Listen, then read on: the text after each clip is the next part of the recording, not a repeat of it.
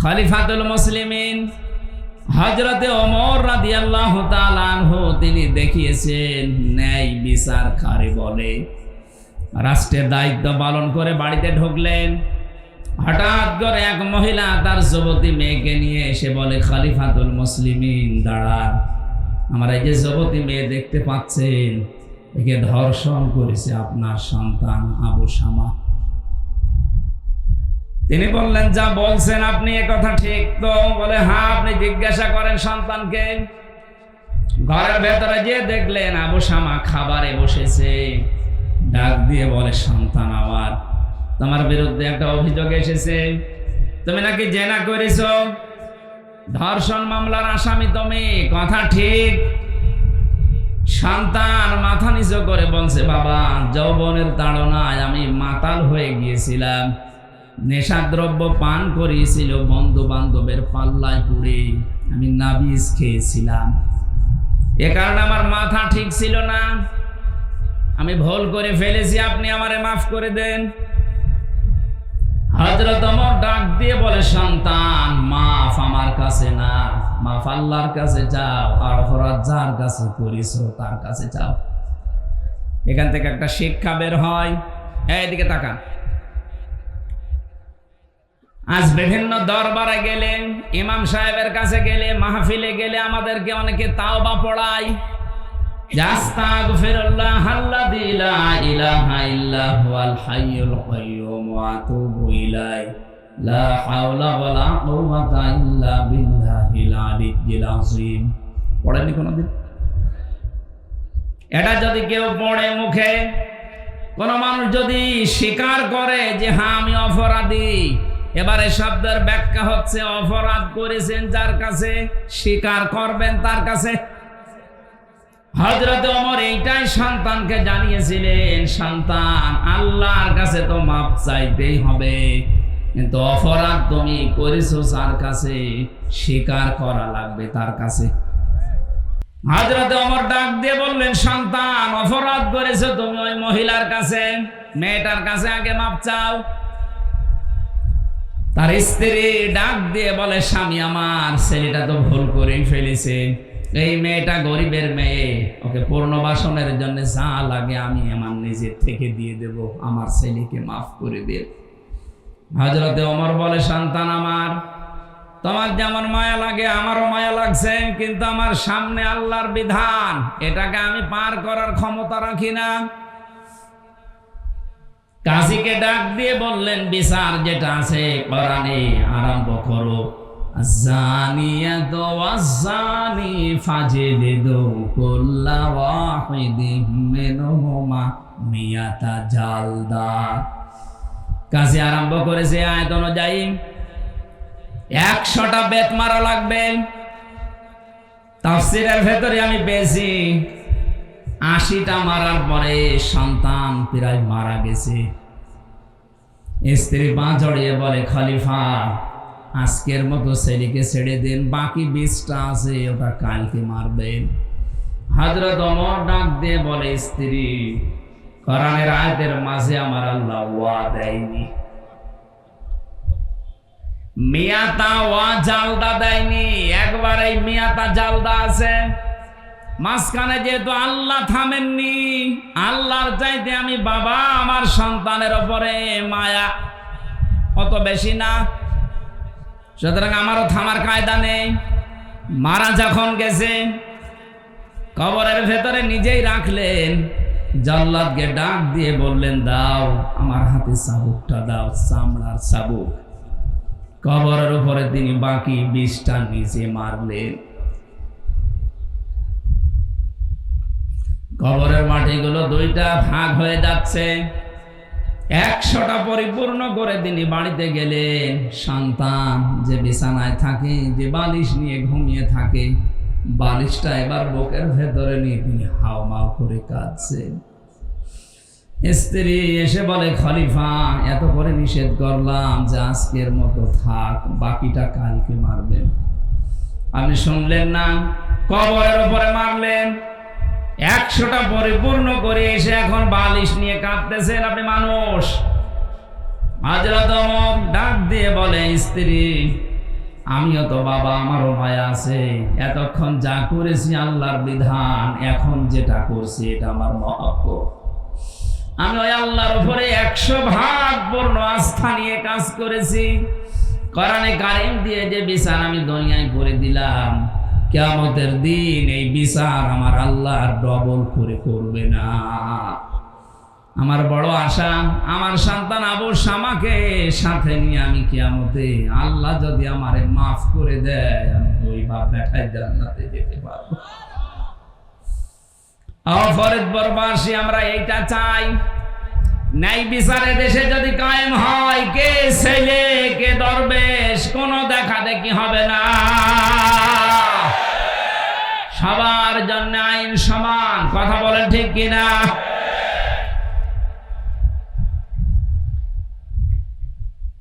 এই কোরআনের কথাগুলো শোনার জন্য আমরা এসেছি।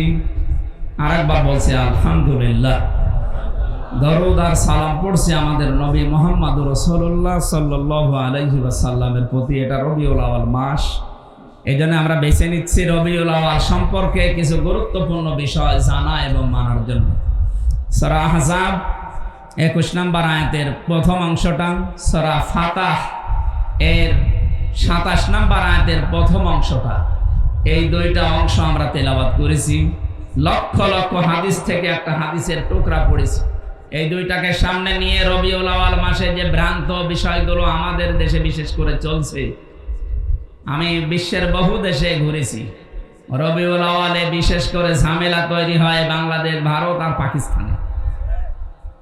যেতে এই সমস্ত দেশে আমরা যারা আছি, আমাদের আবেগ বেশি, বিবেক কম।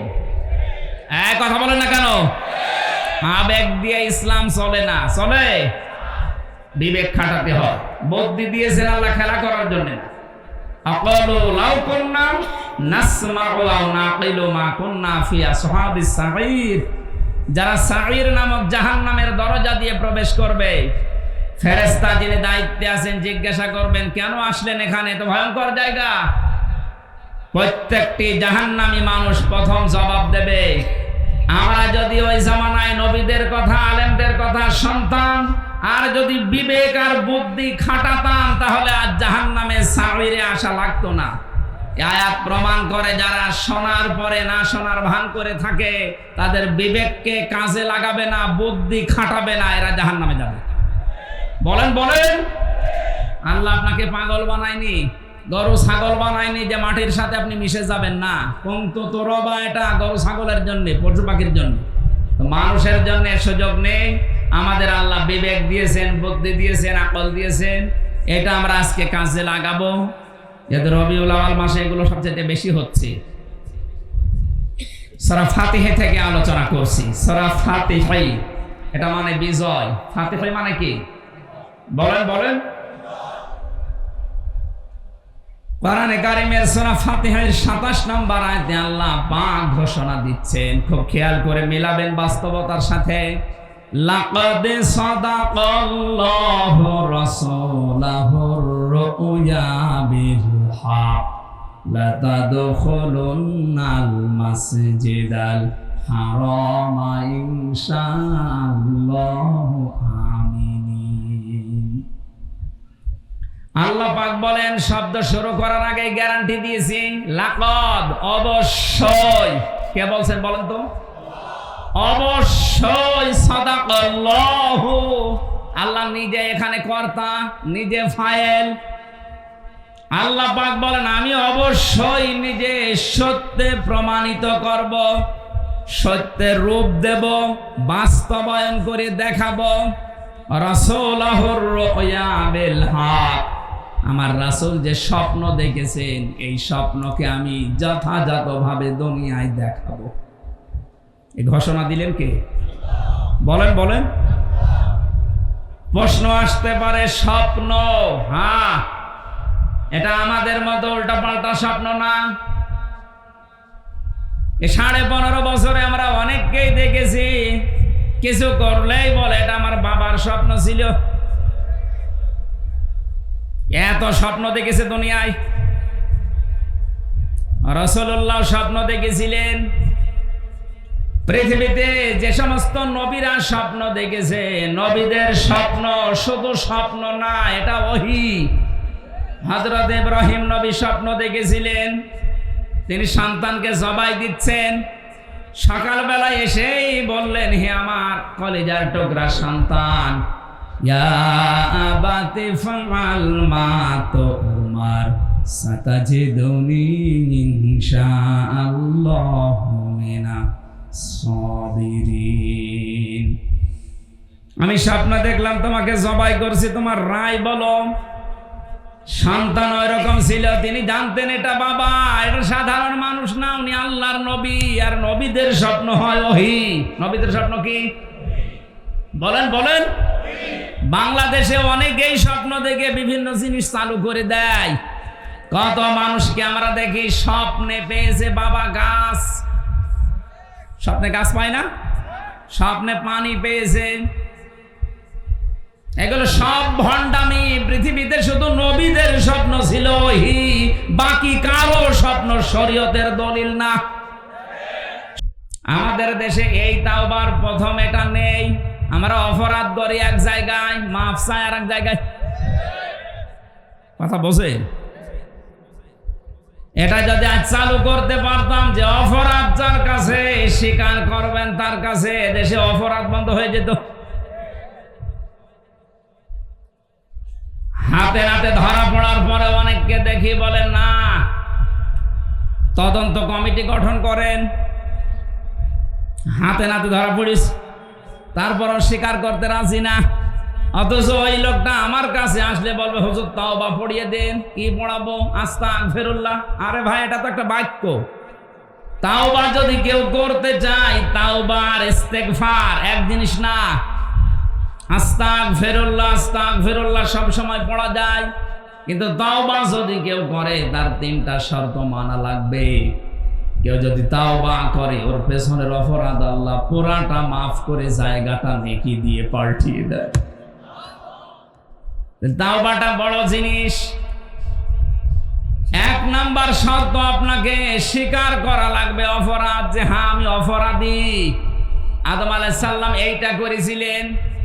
তিনি বলেছিলেন, রব্বানা যালামানা আনফুসানা, হে আল্লাহ আমি অপরাধ করে ফেলেছি, আমার নফসের উপরে আমি জুলুম করে ফেলেছি। উনি স্বীকৃতি দিয়েছিলেন। সিস্টেম অপর পৃষ্ঠায় দেখুন, আল্লাহ পাক বলেন শয়তান অপরাধ করেছিল কিন্তু অপরাধের স্বীকৃতি দেয়নি। ও আর্গুমেন্ট পেশ করেছে, আমাকে ডাক দিয়ে বলেছিল, রব্বুল আলামিন আনা খায়রুম মিনহু খালাকতানি মিন নারি ওয়া খালাকতানি মিন তিন। তুমি আমারে আগুন দিয়ে বানিয়েছো আর এটা বানিয়েছো মাটি দিয়ে। আগুনের কাজ সব সময় উপরে যাওয়া, মাটির কাজ নিচে যাওয়া। আমার ভেতরে পাওয়ার আছে আর ওর ভেতরে কোনো পাওয়ার নেই। শয়তান অহংকার করেছিল ক্ষমতার, পাওয়ারের। কিসের বলেন না কেন? শয়তান যে অহংকার করেছিল পাওয়ারের, ক্ষমতার। আজ তাকান পৃথিবীর দিকে, শয়তানকে আল্লাহ যতগুলো জিনিস দিয়েছিলেন তার ভেতরে এইটা। শয়তান এক নম্বরে বলেছিল, রব্বুল আলামিন আমি পাওয়ার চাই, ক্ষমতা চাই। কিয়ামত পর্যন্ত শয়তান মার্কা মানুষ যারা আসবে দুনিয়ায়, তাদের প্রথম চাহিদা থাকবে এইটা, যে যা করো করো আমি ক্ষমতা চাই। আপনি ভিডিও দেখবেন, এই কথা বলছেন না কেন?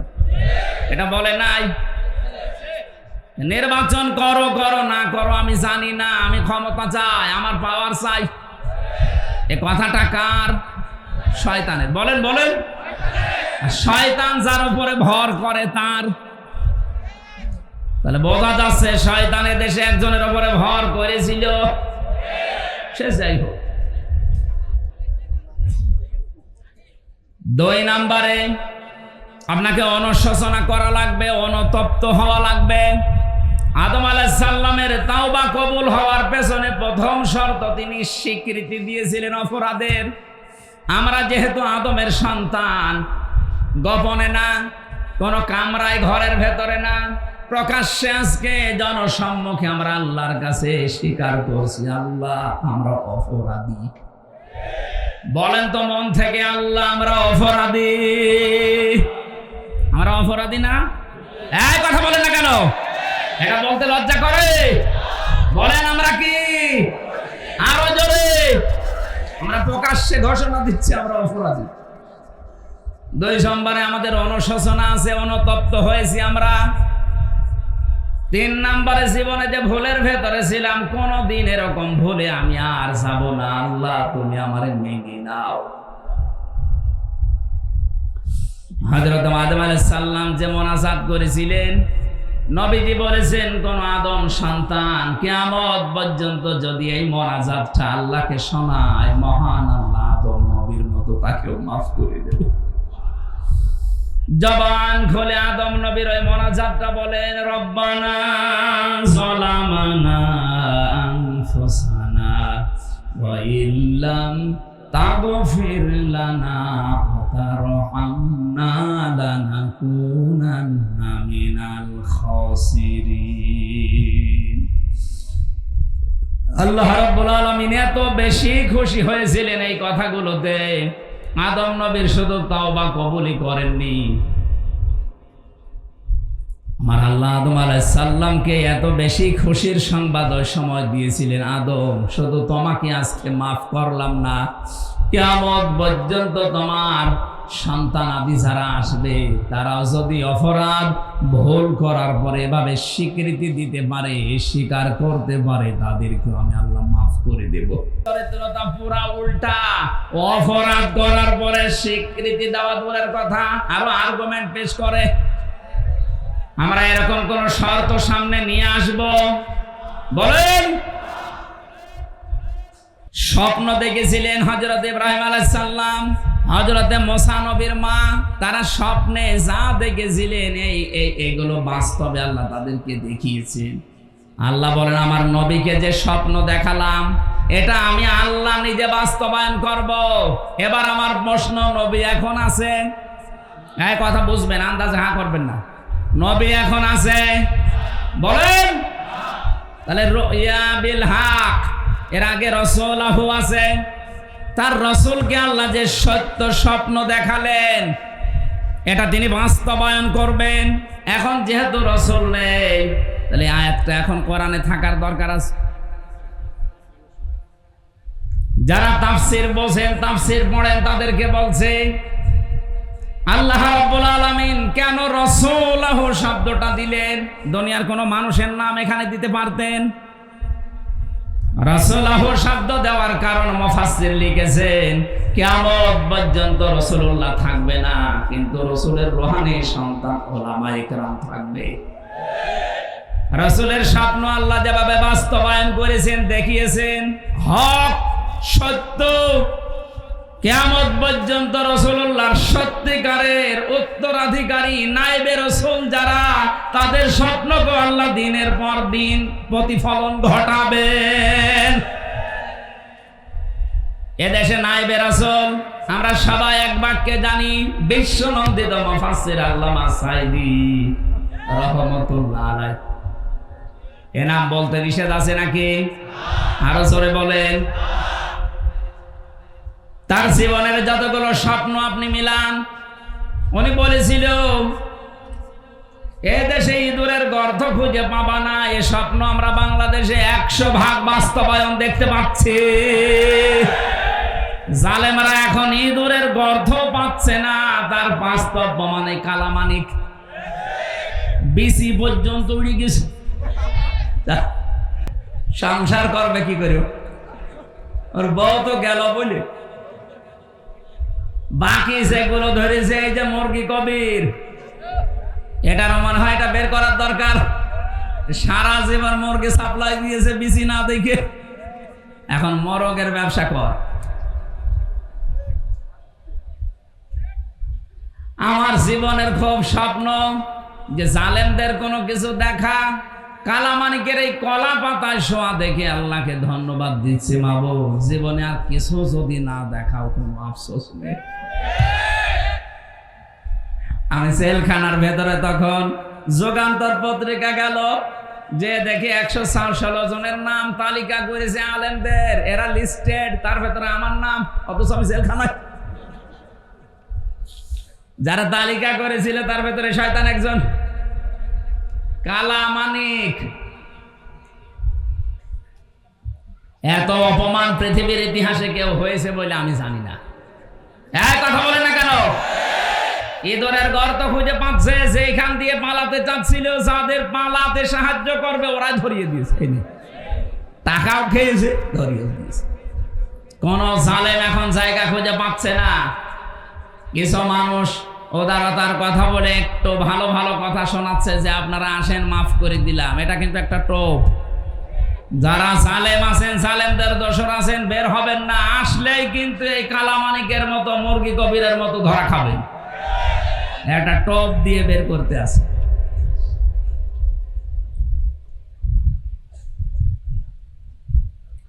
অনেক যখন বলছে যে আমি পাশাপাশি আছি, চট করে ঢুকে পড়বো, কত মানুষ আশায় আছে ওনার চামড়া দিয়ে ডুগডুগি বাঁচাবে। আমি হয়তো কিছু বলবো না, 3 বছর আমি মাফ করে দিলাম।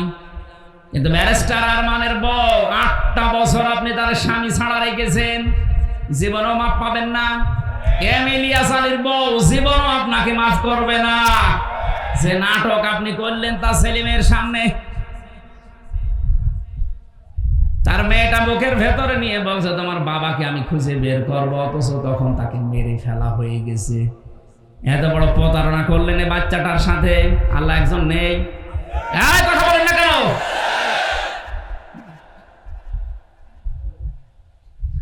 ফরিদপুরবাসী বেঁচে গেছেন যে পাশের জেলা বলে। সারা দেশে এখন গোপালগঞ্জ এ শব্দটা বললে অনেকে ঘৃণা করছে। পাশে আছেন ফরিদপুর, আপনারাও ঝামেলায় আছেন, আর একটু শরীরের নদী পার হয়ে চলে যান। আমার কষ্টে আল্লাহ 2জন মানুষ দিয়েছিল, তাদের জন্য আমি বাইরে পরিচয় দিতে পারতাম না। একজনকে সেদিন দেখলাম লাঠি দিয়েছে আদালতে। আমার ওই দিন মামলার হাজিরা ছিল, যে পুলিশ হাতে ধরে নিয়ে যাচ্ছিল। ইকবাল ভাই, বললাম ভাই আপনার সামনে এরকম লাথি দিল, আপনি কিছু বললেন না। বলবো কি করে, কিছু করার নেই, দেখ লাথি ওর কপালে আসে। গতকালকে একজন ধরা পড়েছে কুষ্টিয়ার, আমার মনে হচ্ছে ও লাথি খাবে, কারণ যা করেছে। এ জালেমদের দেখলাম বাড়ির ইট পর্যন্ত মানুষ খুলে নিয়ে চলে গেছে। এমনি এমনি এটা করে। কত রাগ হলে আপনার উপরে মানুষ বাড়ির ইটও খুলে নিয়ে চলে যায়, বলে টয়লেটের প্যান পর্যন্ত খুলে নিয়ে চলে গেছে। জালেমের কিচ্ছু রাখবো না। কুষ্টিয়ায় এখন ঘোষণা দিয়েছে ওর ওই বাড়িটা এখন জাদুঘর বানানো হবে। আমার মনে হয় না। আবু জেহেলের বাড়ি যদি ইন্টারন্যাশনাল পায়খানা বানানো যায়, এদেশে যারা জালেম, যারা জালেমদের দোসর, এদের বাড়ি ঘরগুলো ইন্টারন্যাশনাল পায়খানা বানিয়ে দেবে। সারা দুনিয়ার মানুষ আসবে, বুঝবে যে হ্যাঁ এখানেও আবু জেহেল ছিল। অনেকে প্রশ্ন করে, হ্যাঁ এত দামি জায়গা পায়খানা বানাবেন? আরে ভাই, 35 নাম্বার 32 নাম্বারের চাইতে আবু জেহেলের বাড়ি কি কম দামি ছিল? তার বাড়ি কাবার পাশে। হ্যাঁ কথা বলছেন? আবু জেহেলের বাড়ি কোথায়? কাবা ঘরের পাশে। কত দামি জায়গা, শুধু জালেম বসবাস করেছে, এই কারণে আল্লাহ পুরাটা পায়খানা বানিয়ে দিয়েছে। কাবা শরীফ তাওয়াফ করার পরে একবার উপর দিয়ে ঘুরছিলাম, হঠাৎ দেখি পেটে ব্যথা। পুলিশকে বললাম, ভাই এতক্ষণ তো ভালোই ছিলাম, হঠাৎ আমার পেটে ব্যথা করছে। পুলিশ আমারে বলছে, হাজিউল হজ্জা তাই না বিলাদুকা। ও হাজি, দেশ কোথায়? জি তুমি বাংলাদেশ। বাংলাদেশ থেকে এসেছি। ওর ভাষা দিয়ে আমারে বলছে, আপনি এখনো জানেন না এটা কোন জায়গা? কেন না তো আবু জেহেলের বাড়ি। আপনি পায়খানা না করে দাঁড়িয়ে আছেন মানে? তাড়াতাড়ি যান। পায়খানা করে দেখি আমার পেটের ব্যথা ভালো হয়ে গেছে। আল্লাহ আমাকে জানাতে যাচ্ছে, হামজা এত কষ্ট করে আসলে আর শয়তানের মুখে পায়খানা না করে চলে যাবা। জালেমদেরকে আল্লাহ এইটাই করে। সূরা আরাফে আছে, ওয়াকাযালিকা নাজিসিজ যালিমিন। আল্লাহ পাক বলেন আমি জালেমদের সাথে এরকম আচরণই করে থাকি। এই জন্য আমার যতটুকু বাস্তবতার ধারণা, আবু জেহেলের বাড়ি যদি পায়খানা হতে পারে, এদেশেও যারা জালেম যেখানে যেখানে বসবাস করেছে ওই জায়গাগুলো গজবের জায়গা হয়ে গেছে। কারণ ওখানে এমন কোন হীন অপরাধ নেই যে করা হয়নি। মানুষকে কিভাবে ধ্বংস করা যায়, মানবতাকে কিভাবে নষ্ট করা যায়, ওই দুর্বিসন্ধিগুলো ওই ঘরে বসে বসে হয়তো ওই কথা বলছে না কেন? ওটা একটা জুলুমের জায়গা, ওটা একটা গজবের জায়গা। ওই জায়গাগুলো এখন বাংলাদেশের মানুষের জন্য টয়লেট বানিয়ে দেন। কিয়ামত পর্যন্ত এটা ইতিহাস হয়ে থাকবে। মানুষ যেন বুঝতে পারে হয়তো এখান থেকে 100 বছর পরে আমরা এখানে কেউ থাকবো না, কিন্তু ইতিহাস লেখা হবে। ইতিহাস যেভাবে ইয়াজিদকে ঘৃণিত নিন্দিত করে দিয়েছে, 90 ইয়াজিদ এই দুনিয়াতে যারা জন্ম নিয়েছিল এদেরকেও দেখবেন পৃথিবীর ইতিহাস ঘৃণিত, নিন্দিত, বিবর্জিত করে দেবে। কারণ ইতিহাস যখন ঘটনা ঘটে তখন লেখা হয় না, ইতিহাস লেখা হয় পরে। আমার তো মনে হচ্ছে এখন যে অবস্থা বাস্তবতায় বাংলাদেশের, ইতিহাস একদিন লেখা হবে, তখন জালেমদেরকে বাংলার মানুষ ঘৃণিত নিন্দিত করে দেবে।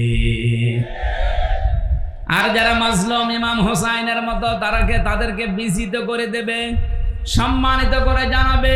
কিয়ামত পর্যন্ত তাদের নামকে আমার আল্লাহ মুখে মুখে তৈরি করে দেবে।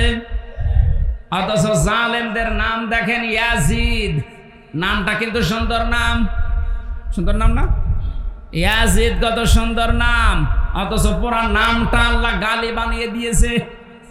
এখন ইয়াজিদ আর নাম নেই, ইয়াজিদ হয়ে গেছে গালি। আমি বিশ্বের বহু ধর্মের মানুষের সাথে মিশে দেখেছি, কোন মানুষের নাম আমি ইয়াজিদ পাইনি।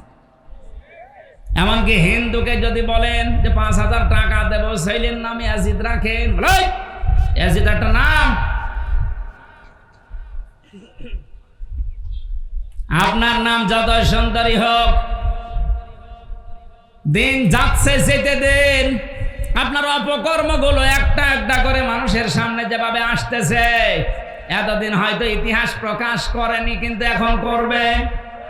কিছুই যদি না হয়, বিডিআর হত্যা মামলার নাম নিয়ে যতগুলো মানুষকে হত্যা করা হয়েছে, আর কত মানুষকে বিনা কারণে আজ 16 বছর জেল খাটতে হচ্ছে।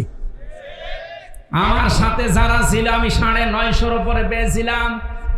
আমার মনে হয় অধিকাংশ গুলোর যা অনুশোচনা অনুতপ্ত অবস্থা দেখেছি, বিডিআর গুলো কিচ্ছু জানে না, আন্দাজে মামলা দিয়ে জীবনটা নষ্ট করে দিলে। রাতের গভীরে যখন দেখতাম পঞ্চগড়ের ওই নায়েক, বিডিআরের এই নায়েক সাহেব, মুরব্বী মানুষ, সাদা দাড়িওয়ালা মানুষ, আর 1 মাস পরে রিটায়ার্ড হয়ে যাবে, সারাটা জীবন চাকরি করেছে। আমার বলছে, হামজা ভাই, 1টা মাস পরে আমার জীবনের শেষ, আমি বাড়িতে যে বউ বাচ্চা নিয়ে থাকবো। কিন্তু এই জালেম আমার কি ঘটিয়ে দিল, 16 বছর, অথচ মামলার সাজা লাগালেও 7 বছরে আমরা বের হয়ে যাই।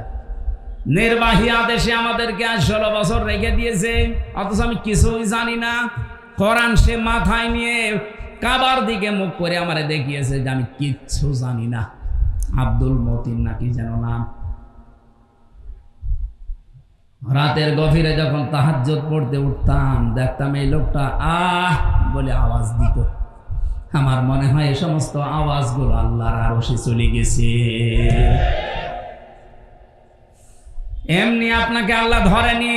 বহু মানুষের চোখের পানি, বহু মানুষের আর্তনাদ, আহ শব্দ লুকিয়ে আছে। মাওলানা মামুনুল হক যেভাবে রাতের বেলায় কন্দন করতো দেখতাম, লোকটার যদি দোষ থাকে আমার আল্লাহ দেখবে। কিন্তু জাতির সামনে বেইজ্জতি করার জন্য আলেমদেরকে আপনি মেরে ফেলবেন, ধরেই মেরে ফেলতে পারতেন। এমন এমন দোষ দিয়ে তাদেরকে জাতির সামনে কালার করিয়েছে, পরবর্তী প্রজন্ম যেন আলেম বিদ্বেষী হয়, আলেমের কাছে যেন আসতে না চায়। আসতে চাইলেও যেন ওরা বোঝাতে পারে যে তোমাদের বড় হুজুর এরকম ধর্ষণ মামলার আসামি, কার কাছে যাবা? এই কথা বলেন না কেন? এই দুর্বিসন্ধি নিয়েছিল, এই জন্য আল্লাহ এত বেশি অপমান করেছে ওদেরকে। কিয়ামতের আগে এত অপমান কেউ হবে বলে আমার মনে হয় না। আমি যে শব্দ থেকে এখানে এসেছিলাম আল্লাহ আয়াতের মাঝে রসুলহু দিয়েছেন না রসুলাহু, রসুলাহু দিয়েছেন। তার রাসূলের যে স্বপ্ন, রসুল এখন নেই, তাদের নায়েবের স্বপ্ন পূরণ হচ্ছে। জালেমরা আজ এই দেশে একটা ইন্দুরের গর্ত পাচ্ছে না। নায়েবে রাসূলের দ্বিতীয় স্বপ্নের কথা তিনি জানিয়েছিলেন, এই দেশে কালেমার পতাকা পথ পথ করে জালেমদের নাকের ডগায় উড়বে। এটাও সামনে আসতেছে। 100 জনের 58 জন যখন চাচ্ছে যে দেশে ইসলাম কায়েম হোক, আর কিছুদিন যেতে দেন। 100 জনের 70 জন মানুষ যখন বলবে যে হ্যাঁ এদেশে আমরা ইসলাম চাই, কোন মহারথী তখন এদেশে ইসলাম ঠেকাতে পারবে না।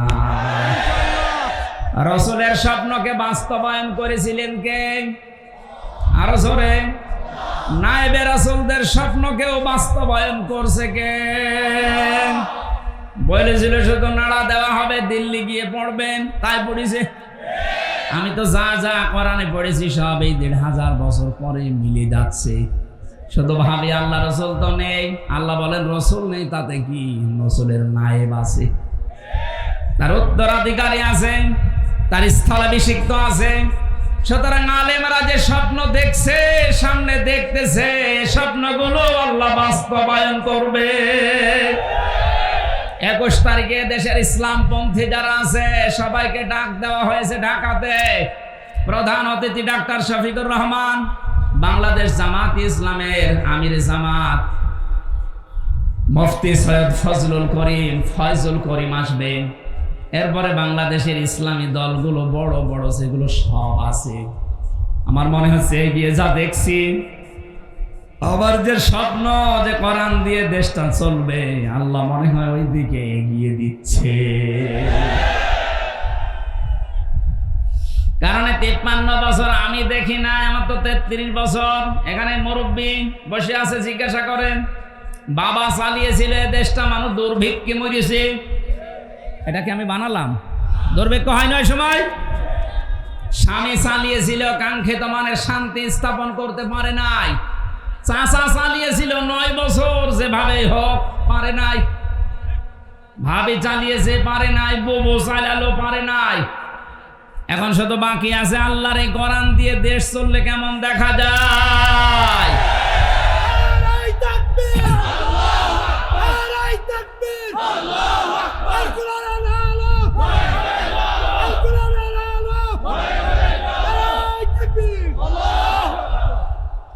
আপনারা যারা ভয় করেন যে হ্যাঁ এদেশে যদি কোরআন কায়েম হয়ে যায়, মেয়েদেরকে আজ ভয় দেখাচ্ছে অনেকে, কোরআন যদি কায়েম হয় তাহলে তোমরা ঘরবন্দি হয়ে যাবে। যারা বাবা খায়, যারা ডাল খায়, যারা লাল পানি খায়, এদেরকেও ভয় দেখাচ্ছে অনেকে যে তোমরা কি করবা। কান খাড়া করে শোনেন এগুলো যারা খান। কারা খান দেখে হাত তোলেন তো। এখানে হয়তো এগুলো আসেনি, কিন্তু ভিডিও হচ্ছে, ওরা শুনবে। আমার সামনে এখন 18 কোটি মানুষ, সবাইকে উদ্দেশ্য করে বলছি যাদের যা খাওয়ার অভ্যাস আছে। অনেকে যদি আপনাকে ভয় দেখান যে খেতে পারবেন না, না, মিথ্যা কথা। কারণ কোরআন যদি কায়েম হয়ে যায়, এমন একটা পরিবেশ আল্লাহ তৈরি করে দেবে, ওগুলো খেতে আপনার মনে চাইবে না।